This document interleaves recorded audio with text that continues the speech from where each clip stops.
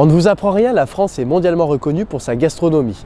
Mais ceci n'empêche pas les Français de consommer des spécialités de culture étrangère. C'est à cet engouement que nous nous sommes intéressés en nous posant la question suivante: comment le Made in France s'empare de spécialités, de denrées de culture étrangère? Pour ce premier épisode de Made in France dans l'assiette, nous nous sommes intéressés sur une région du monde qui a déjà conquis la France depuis quelques années par ses spécialités, le Japon. Pour y répondre, nous sommes allés hier du côté de Mâcon dans l'entreprise Cura. Suivez-nous. Donc nous nous retrouvons à Vandenesse-les-Charolles, à une demi-heure de Mâcon, dans la région Bourgogne-Franche-Comté, pour aller dans l'entreprise Cura, qui conçoit des produits de spécialité japonaise, mais avec des matières premières 100% françaises. Hervé Durand, son créateur, nous explique tout.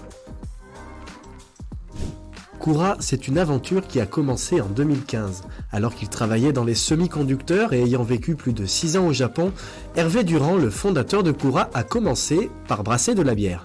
J'avais entendu dire qu'on pouvait faire de la bière chez soi, et donc par curiosité, on a commencé par faire de la bière une fois, puis la bière était bonne, donc on a recommencé, et donc avec quelques amis sur Lyon, on brassait une vingtaine de litres tous les 3 mois qu'on se partageait. Et parmi ses amis, un japonais, puisque ma femme est japonaise, m'a rappelé que le saké c'est une bière de riz. En fait, on part de céréales pour arriver à un vin, une boisson alcoolisée. Et pour faire le saké, la première opération consiste à préparer un riz maltais pour transformer l'amidon en sucre. Et ce riz maltais, c'est ce qu'on appelle le koji. Arrêtons-nous un instant sur ce point important, le koji. Le koji, qui est de la base de presque tous les produits de Cura, se fabrique à base de riz de cuisine cuit que l'on peut trouver classiquement dans les restaurants asiatiques. On laisse alors le riz fermenter pendant 48 heures et il va donc se transformer radicalement. Il va devenir beaucoup plus savoureux et odorant avec des odeurs qui rappellent la banane ou encore les fruits exotiques. Et en fait, ce koji, il est à la base d'énormément de produits fermentés, dont le saké, mais aussi les misos et les condiments tels que la sauce de soja et plein de choses, et très utilisé dans la cuisine japonaise. Le miso, c'est une pâte de soja fermentée. C'est un assaisonnement général au Japon, c'est-à-dire qu'on va l'utiliser à la place du sel. Sur le comptoir, je dirais, de la ménagère ou du chef japonais, il n'y a pas de sel, il n'y a pas de main de sel, il va y avoir plutôt un pot de miso, et on va l'utiliser pour assaisonner à la fois des légumes cuits, donc nous, ça correspondrait à du chou-fleur vapeur, à des haricots verts vapeur.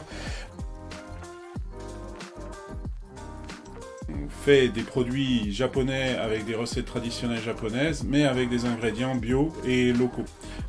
Donc on a commencé à utiliser du soja français. On avait commencé avec du riz d'Italie, aujourd'hui on est avec du riz de Camargue. Du sel de Guérande, donc nos produits sont 100% français aujourd'hui, donc pas de difficulté d'approvisionnement. Et une des choses les plus inattendues pour moi, c'est d'en vendre sur un marché paysan de la région ici. Parce que les gens ayant des légumes dans les jardins, des salades dans les jardins, ayant une curiosité du goût, ils m'achètent du miso périodiquement pour faire des salades. Et s'ils en ont plus, ils disent « Ah, vous n'en avez pas apporté ce mois-ci, pourquoi ?» On me demande pourquoi ma sauce de salade est moins bonne, en fait. Hein, c'est un peu ça. Alors le premier retour des Japonais est assez intéressant. J'ai mis du temps à comprendre qu'en fait beaucoup de Japonais me disaient il est pas assez salé, et d'autres me disaient oh il est trop salé. Certains me disaient il est pas assez puissant, d'autres au contraire il est trop puissant.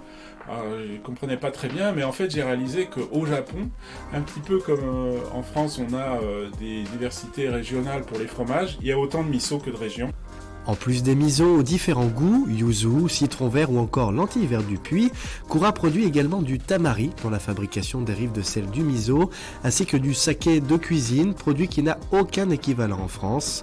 L'entreprise a pour objectif de dépasser le 1 million d'euros de chiffre d'affaires dans l'année et elle est sur le point d'agrandir ses locaux. Déjà d'avoir une distribution plus nationale que régionale. On n'a pas du tout de velléité à aller à l'export hors d'Europe. Clairement, ça n'aurait aucun sens de produire local pour aller vendre aux États-Unis.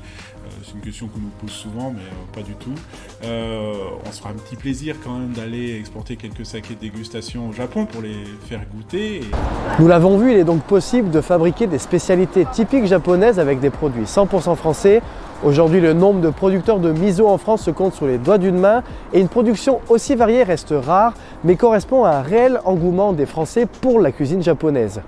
Mais l'art culinaire japonais n'est pas le seul que les Français se sont appropriés. Pour le découvrir, il faudra attendre le prochain épisode de Made in France dans l'assiette. À bientôt sur Coqueco.